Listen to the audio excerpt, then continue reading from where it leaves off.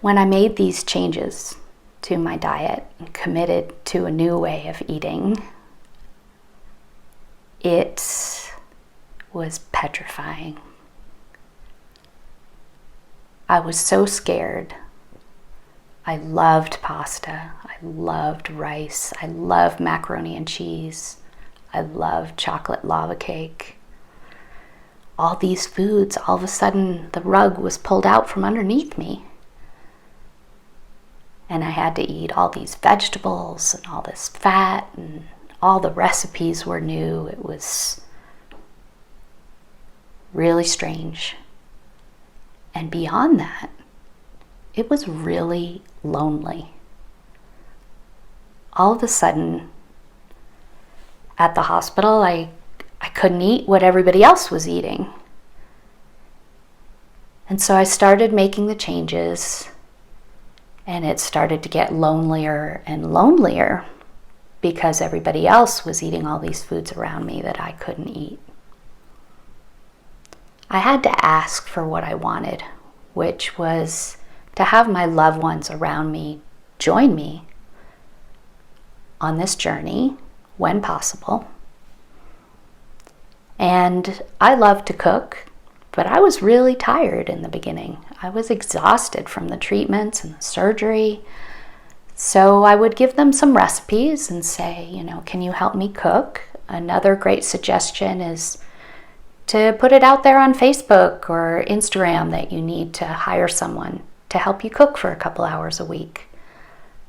Very, very helpful when you're exhausted in the beginning, and it's helpful for your family because they're exhausted too.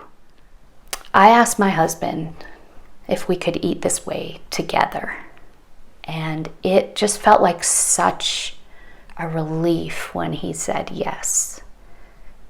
So what we would do is we would cook together, a protein in one fat, vegetables in another fat, salad in another fat. And then if he chose to have a carbohydrate like potatoes, he could have that on the side. So the gist of what we were eating as a family, whether it was my mom and my husband or the rest of my extended family together, we would have the same main components together and then maybe a starch on the side for everybody else. The other thing that's really helpful, a lot of people start food trains and ways to support people, or maybe you just have friends and family that want to help. It's very beneficial to give them my recipes. So if you're craving mac and cheese, they can look under my recipe for mac and cheese and say, oh, we can make it with zucchini noodles and ghee. Or like I'm a chocoholic, so my Life by Chocolate brownies, which could also be pudding or cookies, or sometimes I just eat the batter raw because it's so yummy.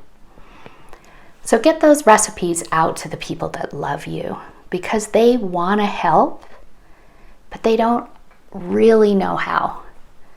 And I love showing my love through food for other people, and hopefully they'll show you some love with the food that they can make for you.